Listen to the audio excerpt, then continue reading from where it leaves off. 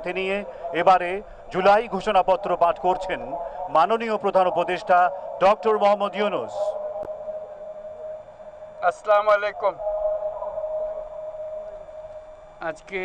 দেশের নেতৃবৃন্দকে সঙ্গে নিয়ে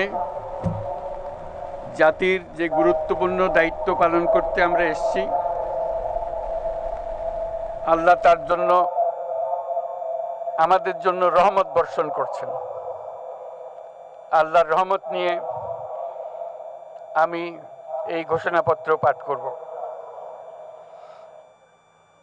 বিসমিল্লাহির রহমানির রহিম। যেহেতু উপনিবেশ বিরোধী লড়াইয়ের সুদীর্ঘকালের ধারাবাহিকতায় এই ভূখণ্ডের মানুষ দীর্ঘ 23 বছর পাকিস্তানের স্বৈরশাসকদের বঞ্চনা ও শোষণের বিরুদ্ধে রুখে দাঁড়িয়েছিল এবং নির্বিচার গণহত্যার বিরুদ্ধে গণপ্রতিরোধ গড়ে 1971 সালে 26শে মার্চ স্বাধীনতা ঘোষণা করে রক্তক্ষয়ী মুক্তিযুদ্ধের মাধ্যমে জাতীয় মুক্তির লক্ষ্যে বাংলাদেশ রাষ্ট্র প্রতিষ্ঠা করেছিল। এবং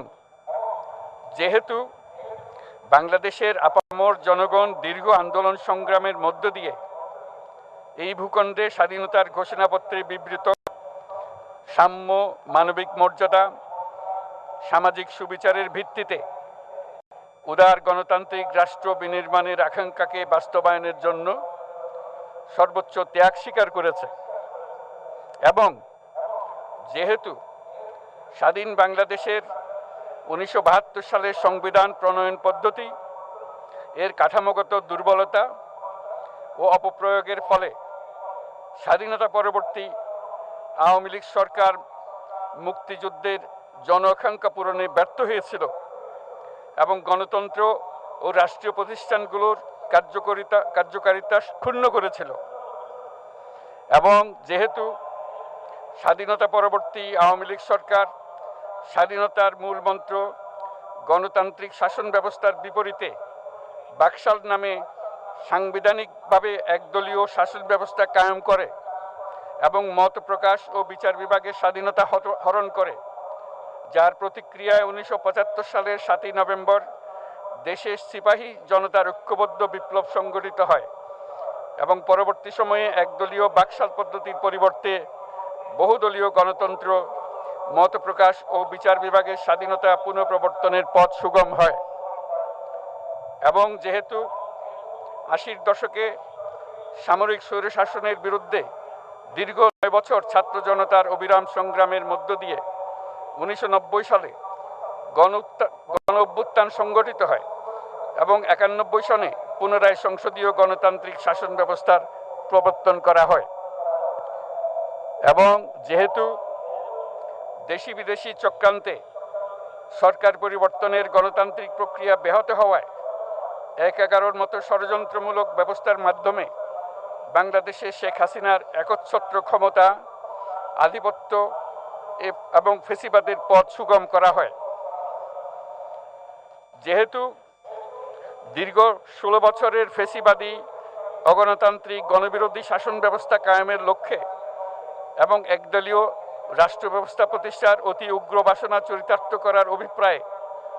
সংবিধানে অবৈধ অগণতান্ত্রিক পরিবর্তন করা হয়, যার ফলে একদলীয় একচ্ছত্র ক্ষমতা ও আধিপত্য প্রতিষ্ঠার পথ সুগম হয়। এবং যেহেতু শেখ হাসিনার আওয়ামী লীগ সরকারের দুঃশাসন, গুম খুন, আইন বহির্ভূত হত্যাকাণ্ড, মত প্রকাশের স্বাধীনতা হরণ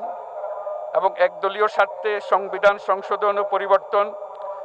বাংলাদেশের সকল রাষ্ট্রীয় সাংবিধানিক প্রতিষ্ঠানসমূহকে ধ্বংস করে। এবং যেহেতু হাসিনা সরকারের আমলে তারই নেতৃত্বে একটি চরম গণবিরোধী, একতান্ত্রিক ও মানবাধিকার হরণকারী শক্তি বাংলাদেশকে একটি ফেসিবাদী, মাফিয়া এবং ব্যর্থ রাষ্ট্রের রূপ দিয়ে আন্তর্জাতিকভাবে বাংলাদেশের ভাবমূর্তি ক্ষুণ্ণ করে। এবং যেহেতু তথাকথিত উন্নয়নের নামে শেখ হাসিনার ফেসিবাদী নেতৃত্বে সীমাহীন দুর্নীতি ব্যাংক লুট, অর্থ পাচার ও অর্থনৈতিক প্রতিষ্ঠানগুলিকে ধ্বংসের মধ্যে দিয়ে বিগত পতিত দুর্নীতিবাজ আওয়ামী লীগ সরকার বাংলাদেশেও এর অমিত অর্থনৈতিক সম্ভাবনাকে বিপর্যস্ত করে তোলে এবং পরিবেশ, প্রাণ বৈচিত্র্য ও জলবায়ুকে বিপন্ন করে। এবং যেহেতু শেখ হাসিনার ফ্যাসিস্ট সরকারের বিরুদ্ধে রাজনৈতিক দল, ছাত্র শ্রমিক সংগঠন সহ সমাজের সর্বস্তরের জনগণ গত প্রায় 16 বছর যাবৎ নিরন্তর গণতান্ত্রিক সংগ্রাম করে জেল জুলুম, হামলা মামলা,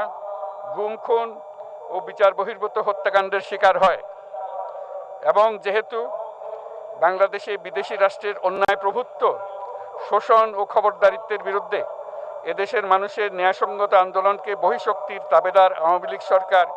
নিষ্ঠুর শক্তি প্রয়োগের মাধ্যমে দমন করে। এবং যেহেতু অবৈধভাবে ক্ষমতা অব্যাহত রাখতে আওয়ামী লীগ সরকার 3টি প্রহসনের নির্বাচনে এর জাতীয় সংসদ নির্বাচন এদেশের মানুষকে ভোটাধিকার ও প্রতিনিধিত্ব থেকে বঞ্চিত করে। যেহেতু আওয়ামী লীগ আমলে ভিন্ন মতের রাজনৈতিক নেতাকর্মী, শিক্ষার্থী, তরুণদের নিষ্ঠুরভাবে নির্যাতন করা হয় এবং সরকারি চাকুরিতে একচেটিয়া দলীয় নিয়োগ এবং কোটাভিত্তিক বৈষম্যের কারণে ছাত্র, চাকুরি প্রার্থী, নাগরিকদের মধ্যে চরম ক্ষোভের জন্ম হয়। এবং যেহেতু বিরোধী রাজনৈতিক দল সংগঠনের উপর চরম নিপীড়নের ফলে দীর্ঘদিন ধরে জনরোষের সৃষ্টি হয় এবং জনগণ সকল বৈধ প্রক্রিয়া অবলম্বন করে ফ্যাসিবাদ বিরোধী লড়াই চালিয়ে যায়। এবং যেহেতু সরকারি চাকরিতে বৈষম্যমূলক কোটা ব্যবস্থা বিলোপ ও দুর্নীতি প্রতিরোধে বৈষম্য বিরোধী ছাত্র আন্দোলন চলাকালে আওয়ামী লীগ সরকার কর্তৃক ব্যাপক দমন পীড়ন, বর্বর অত্যাচার, মানবতা বিরোধী হত্যাকাণ্ড চালানো হয়, যার ফলে সারা দেশে দলমত নির্বিশেষে ছাত্র জনতার উত্তাল গণবিক্ষোভ গণ অভ্যুত্থানের রূপ নেয়। এবং যেহেতু ফ্যাসিস্ট শক্তির বিরুদ্ধে অদম্য ছাত্র জনতার অভ্যুত্থানে রাজনৈতিক দল, ধর্মীয়, সামাজিক, সাংস্কৃতিক, পেশাজীবী, নারী ও শ্রমিক সংগঠনসমূহ সমাজের সকল স্তরের মানুষ যোগদান করে এবং আওয়ামী ফ্যাসিবাদী বাহিনী রাজপথে নারী, শিশু সহ প্রায় 1000 মানুষকে নির্বিচারে হত্যা করে, অগণিত মানুষ পঙ্গুত্ব, অন্ধত্ব বরণ করে। আন্দোলনের চূড়ান্ত পর্যায়ে সামরিক বাহিনীর সদস্যগণ জনগণের গণতান্ত্রিক লড়াইকে সমর্থন প্রদান করে। এবং যেহেতু অবৈধ শেখ হাসিনা সরকার পতন, ফ্যাসিবাদী ব্যবস্থার বিলোপ এবং নতুন রাজনৈতিক বন্দোবস্তের লক্ষ্যে বৈষম্য বিরোধী ছাত্র আন্দোলনের ডাকে জনগণ অসহযোগ আন্দোলন শুরু করে, পরবর্তী সময়ে 5ই আগস্ট ঢাকা অভিমুখে লং মার্চ পরিচালনা করে এবং ফ্যাসিবাদ বিরোধী আন্দোলনরত সকল রাজনৈতিক দল, ছাত্র জনতা তথা সর্বস্তরের সকল শ্রেণীর, পেশার, আপামর জনসাধারণ তীব্র আন্দোলনের চূড়ান্ত পর্যায়ে গণভবনমুখী জনতার উত্তাল যাত্রার মুখে ফ্যাসিস্ট হাসিনা 5ই আগস্ট 2024 তারিখে পদত্যাগ করে দেশ ছেড়ে পালিয়ে যেতে বাধ্য হয়। এবং যেহেতু বাংলাদেশের রাজনৈতিক ও সাংবিধানিক সংকট মোকাবেলায় গণ অভ্যুত্থানের মধ্য দিয়ে ব্যক্ত জনগণের সার্বভৌমত্বের প্রত্যয় ও প্রয়োগ রাজনৈতিক ও আইনি উভয় দিক থেকে যুক্তিসঙ্গত, বৈধ ও আন্তর্জাতিকভাবে স্বীকৃত এবং যেহেতু জনগণের দাবি অনুযায়ী এরপর অবৈধ দ্বাদশ জাতীয় সংসদ ভেঙে দেওয়া হয় এবং সংবিধানের 106 অনুচ্ছেদ অনুসারে সুপ্রিম কোর্টের মতামতের আলোকে সাংবিধানিকভাবে ডক্টর মোহাম্মদ ইউনূসের নেতৃত্বে 8ই আগস্ট 2024 তারিখে একটি অন্তর্বর্তীকালীন সরকার গঠন করা হয়। এবং যেহেতু বাংলাদেশের সর্বস্তরের জনগণের ফ্যাসিবাদ বিরোধী তীব্র আকাঙ্ক্ষা এবং ছাত্র জনতার অভ্যুত্থানের মধ্য দিয়ে ফ্যাসিবাদ, বৈষম্য, দুর্নীতিমুক্ত সমাজ ও রাষ্ট্র বিনির্মাণের অভিপ্রায় প্রকাশিত হয়, সেই হেতু বাংলাদেশের জনগণ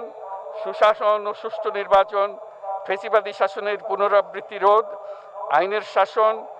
অর্থনৈতিক ও সামাজিক ন্যায়চার নিশ্চিত করার লক্ষ্যে নিয়মতান্ত্রিক উপায়ে বিদ্যমান সংবিধান ও সকল রাষ্ট্রীয় সাংবিধানিক প্রতিষ্ঠানের গণতান্ত্রিক সংস্কার সাধনের অভিপ্রায় ব্যক্ত করে এবং সেহেতু বাংলাদেশের জনগণ বিগত 16 বছরের দীর্ঘ ফ্যাসিবাদ বিরোধী আন্দোলন সংগ্রামকালে এবং 2024 সালের জুলাই গণঅভ্যুত্থানকালীন সময়ে ফ্যাসিস্ট আওয়ামী লীগ সরকার কর্তৃক সংগঠিত গুম খুন হত্যা গণহত্যা মানবাধিকার বিরোধী অপরাধ ও সকল ধরনের নির্যাতন নিপীড়ন ও রাষ্ট্রীয় সম্পত্তি লুণ্ঠনের অপরাধ সমূহের দ্রুত উপযুক্ত বিচারের দৃঢ় অভিপ্রায় ব্যক্ত করছে। সেহেতু বাংলাদেশের জনগণ জুলাই জনগণের সকল শহীদদের জাতীয় বীর হিসেবে ঘোষণা করে শহীদদের পরিবার আহত যোদ্ধা এবং আন্দোলনকারী ছাত্র জনতাকে প্রয়োজনীয় সকল আইনি সুরক্ষা দেওয়ার অভিপ্রায় ব্যক্ত করেছে এবং সেহেতু বাংলাদেশের জনগণ যুক্তিসঙ্গত সময়ে আয়োজিতব্য অবাধ ও সুষ্ঠু ও নিরপেক্ষ একটি নির্বাচনের মাধ্যমে গঠিত জাতীয় সংসদে প্রতিশ্রুত প্রয়োজনীয় সাংবিধানিক সংস্কারের মাধ্যমে দেশের মানুষের প্রত্যাশা বিশেষত তরুণ প্রজন্মের আকাঙ্ক্ষা অনুযায়ী আইনের শাসন ও মানবাধিকার দুর্নীতি শোষণমুক্ত বৈষম্যহীন ও মূল্যবোধ সম্পন্ন সমাজ এবং গণতান্ত্রিক রাষ্ট্র ব্যবস্থা প্রতিষ্ঠার অভিপ্রায় ব্যক্ত করেছে এবং সেহেতু বাংলাদেশের জনগণ এই প্রত্যাশা ব্যক্ত করছে যে একটি পরিবেশ ও জলবায়ু সহিষ্ণু অন্তর্ভুক্তিমূলক টেকসই উন্নয়ন কৌশলের মাধ্যমে বর্তমান ও ভবিষ্যৎ প্রজন্মের অধিকার সংরক্ষিত হবে এবং সেহেতু বাংলাদেশের জনগণ এই অভিপ্রায় ব্যক্ত করছে যে ছাত্র গণঅভ্যুত্থানের 2024-এর উপযুক্ত রাষ্ট্রীয় সাংবিধানিক স্বীকৃতি প্রদান করা হবে এবং পরবর্তী নির্বাচনে নির্বাচিত সরকারের সংস্কারকৃত সংবিধানের তফসিলে এই ঘোষণাপত্র সন্নিবেশিত করা হবে এবং 5ই আগস্ট 2024 সালে গণঅভ্যুত্থানে বিজয়ী বাংলাদেশের জনগণের আকাঙ্ক্ষার প্রতিফলন হিসেবে এই ঘোষণা প্রণয়ন করা হলো। জাতির সার্বিক মঙ্গল কামনা করে আমি জুলাই ঘোষণাপত্র আপনাদের সবার সামনে উত্থাপন করলাম। আল্লাহ সকলের জন্য মঙ্গল দান করুন, জাতির জন্য মঙ্গল নিয়ে আসুক। সবাইকে ধন্যবাদ। আল্লাহ হাফেজ।